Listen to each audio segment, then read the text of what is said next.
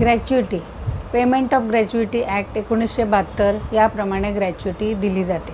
आता ग्रॅच्युइटी म्हणजे काय, तर एम्प्लॉयरने एम्प्लॉईला लाँग सर्व्हिससाठी दिलेली टोकन ऑफ ॲप्रिशिएशन म्हणून दिलेली अमाऊंटला ग्रॅच्युइटी म्हणतात. आता ग्रॅच्युइटी जी आहे ती लाँग सर्व्हिस म्हणजे किती कालावधीसाठी दिली जाते, तर 4 वर्ष 240 दिवस एवढी सर्व्हिस सलग त्या एखाद्या इन्स्टिट्यूटमध्ये झाली किंवा त्या कंपनीमध्ये झाली तर एम्प्लॉयर त्या एम्प्लॉईला त्यांनी केलेल्या इतक्या दिवसाच्या सर्व्हिसचा मोबदला किंवा त्याचं कौतुक म्हणून, थँकफुल म्हणून जी अमाऊंट देतो त्याला ग्रॅच्युइटी असे म्हणतात.